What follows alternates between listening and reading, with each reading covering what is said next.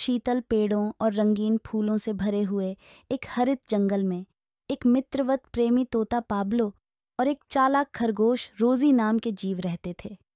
Pablo अपने चमकदार पंखों और सुरीली आवाज के साथ ऊंचे झूलों में रहता था, जबकि रोजी उसकी नरम फर और चालाक पैरों के साथ जंगल के तल में निवास करती थी। उनके भिन्न आवासों के बावजूद पाब्लो और रोजी सबसे अच्छे दोस्त थे। वे घंटों बातचीत करते और कहानियां साझा करते थे, जिनकी हंसी जंगल में गूंज जाती थी। एक सुनहरे सवेरे जब रोजी भोजन की तलाश में छलांग लगाते हुए जंगल के गहरे झाड़ियों के बीच होप कर रही थी, तो उसने मदद के लिए हल्की सी चीख पकड़ी। इस आवाज का पीछा करते हुए उसने पाब्लो को शिकारी की जाल में फंसा हुआ पाया। उसके पंख उलझे हुए और उड़ने के योग्य नहीं थे। "ओ नहीं पाब्लो, ठहरो, मैं तुम्हें वहां से निकाल लूंगी।" रोजी ने चिंता से अपने दिल को बहुत तेज धड़काया। तेज सोच। रोजी ने जाल की रस्सियों को चबाया, पाब्लो को इसके बाहर से सावधानी से छुड़ाते हुए। एक बार मुक्त करने के बाद पाब्लो जमीन पर उड़ते हुए गिर गया। सुरक्षित होने के लिए आभारी। "धन्यवाद रोजी, तुम मेरी नायिका हो।"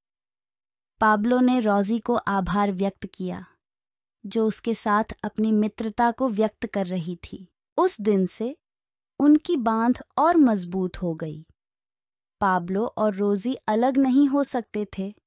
वे साथ में चुनौतियों का सामना करने के लिए प्रस्तुत थे और जरूरत के समय एक दूसरे की मदद की। एक दिन जब एक तेज तूफान जंगल में छा गया, तो वृक्षों को हिलने और डालों को जमीन पर गिरने के लिए भेज दिया, क्योंकि बारिश के बीच में फंसे पाब्लो ने खुद को गिरी हुई एक पत्ते के तले फंसा पाया, जिससे वह निकल नहीं सकता था।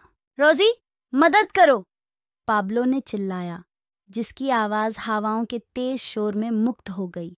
बिना किसी हिचकिचाहट के रोजी कार्रवाई में उतर आई। अपने तेज दिमाग का उपयोग करते हुए उसने डिब्रिस के माध्यम से बाहर निकलने के लिए एक पथ बनाया। साथ में वे तूफान का सामना करते हुए जब तारे और 1:30 बजे निकले, तो एक बिल्कुल लबालब विलंब में एक सुरक्षित गुफा में शरण मिल गई। जब वे अपने छिपे हुए स्थान से निकले, तो पाब्लो ने रोजी को आश्चर्य से देखा।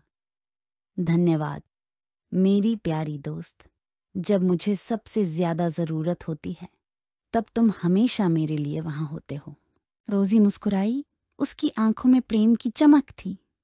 "और तुम मेरे लिए पाब्लो? सच्ची मित्रता किसी सीमा को नहीं मानती।" उनकी बांध और अधिक मजबूत होती चली गई।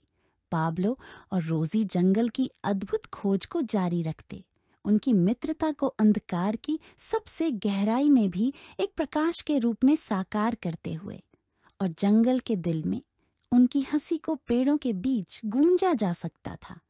एक मित्रता के टिकाऊ प्रेम की प्रामाणिकता।